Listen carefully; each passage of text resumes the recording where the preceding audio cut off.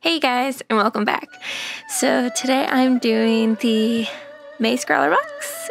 Super exciting, and I'm so sorry I lost footage. So there's no unboxing, and you'll just see a huge gap later on. We're just gonna jump forward. But anyways, moving on. This box was really exciting because it's full of a bunch of paint markers.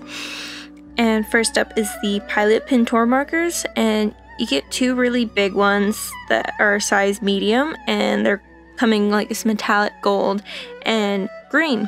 It's kind of matte. And then you also get these two fine markers with black and white. And then what's really exciting in this box is the Molotow liquid chrome, and it's this metallic silver. It's just chrome basically. And it is beautiful. It's not all that very fine. It's about 2mm tip, which is still kind of chunky, but it is definitely just the most shiny. You'll see it later.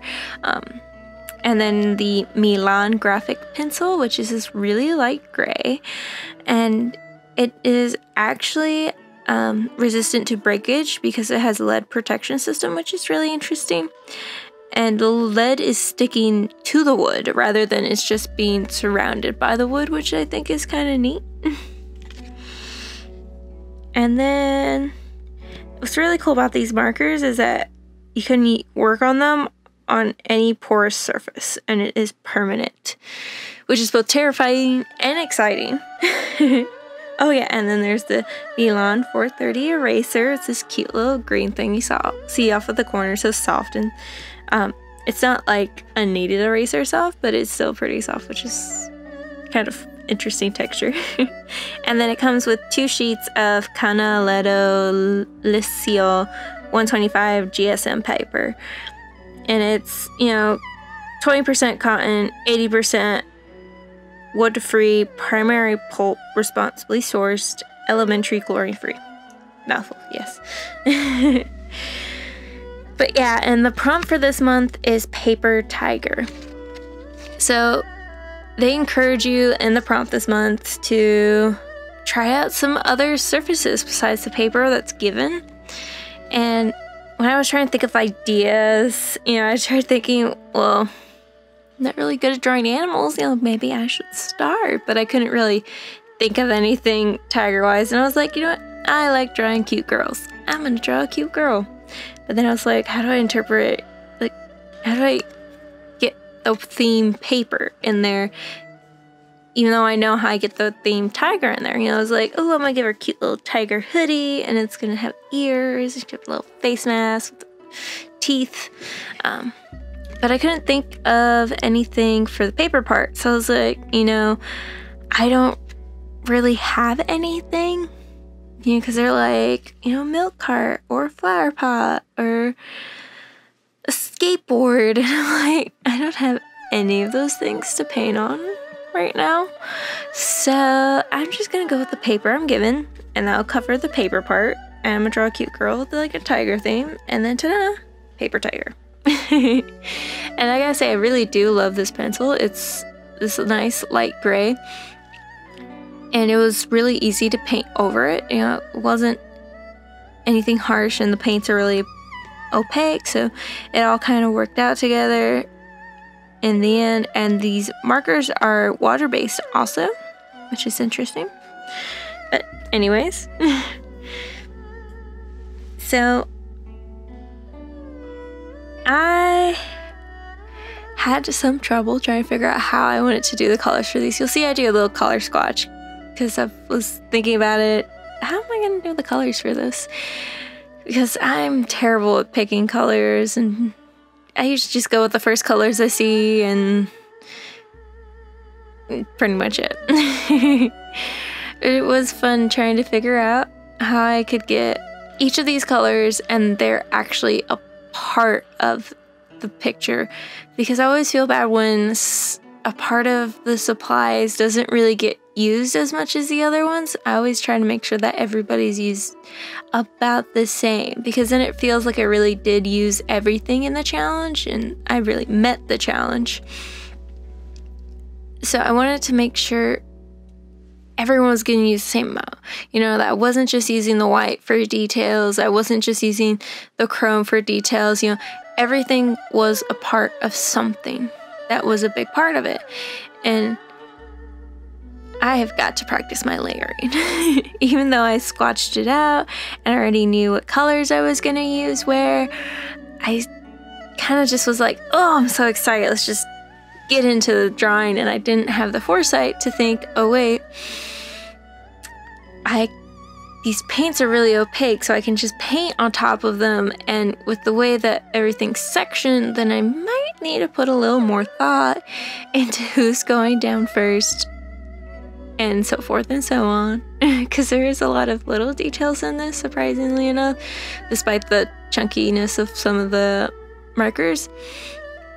And yeah, I'm really good at it digitally, having layers for everything and everything being put in the right layer and optimizing that good stuff.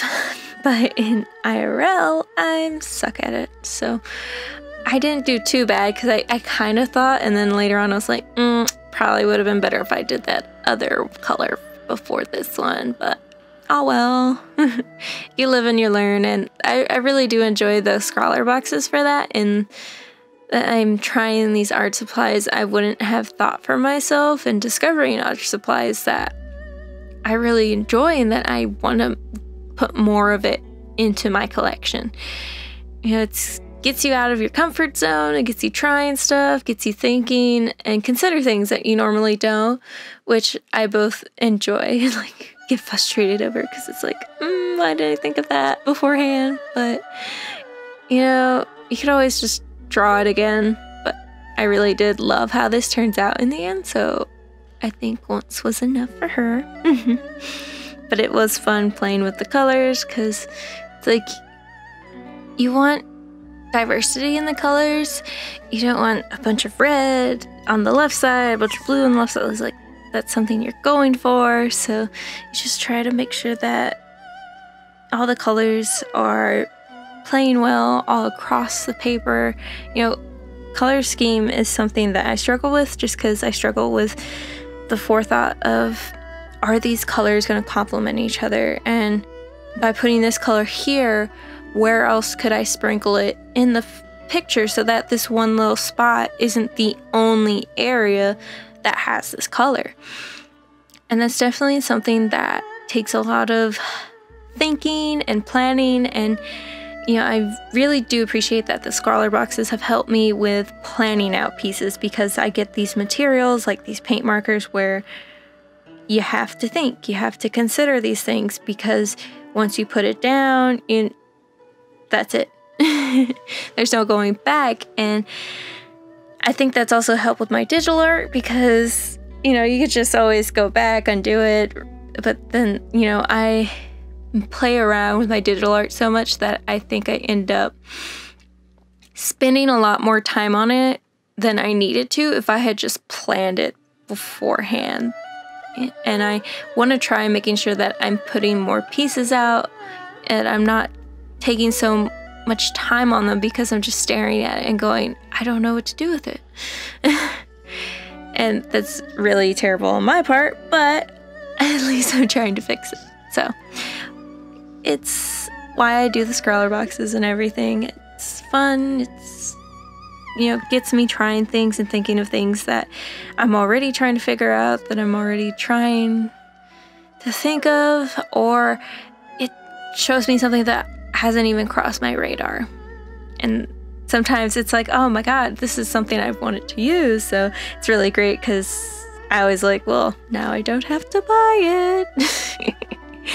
But I definitely recommend these markers because they're just beautifully opaque and just beautifully flowy. Like, I never really had a problem with any of the paint coming out.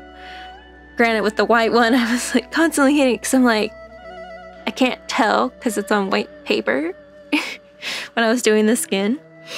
And then I made sure that when I was doing my strokes, you'll see that I'm trying to go with the texture, or well, with the flow of the clothes, that the strokes are going with it and not against it, you know? And that's something that takes a minute to consider, especially with anything that leaves streaks behind, like color pencils and markers. And I'm glad that I'm still got some of that skill left from high school.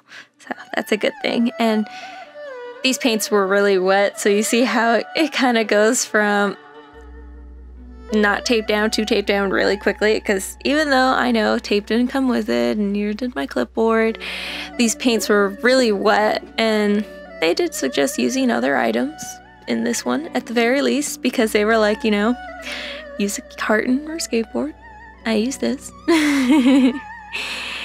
They were definitely moist, but even then, after I untaped it, the paper wasn't that crinkly, so I would recommend taping it just because that's what I do whenever I'm working with the wet medium on paper. It just saves you some hassle of trying to flatten it out afterwards. You don't forget it's a two-step process. You want to do draft tape, and then you want to do like a firmer painter's tape. It's going to hold it down. And the draft tape's just more like a border. Keeps it from like ripping up the paper, which I know I'm always like, I mean, it's great when it picks up a little and it kind of gives you that rough border, but it's terrible when it like takes a piece of art with it. Anyways, I had fun doing the grass. Quick little note, because I put it down before it dried, just kind of smear it a little bit. And that actually happened as a happy accident at first. I was like, oh no. And I was like, I like it. I'm gonna do it some more. Anyways, I digress on all my craziness. I hope you guys really like this, and I hope you like, comment, subscribe, all that sweet jazz, and let me know about your struggles with ScrawlrBoxes, or if you're interested, it's in the description below. I love that it comes with a little piece of candy. I immediately ate it when I opened the box. It was just like this little 2-color taffy. It's adorable and tasty, I think. It's hard to remember with all the boxes and all the candy. Well, I hope to see you guys soon. Bye!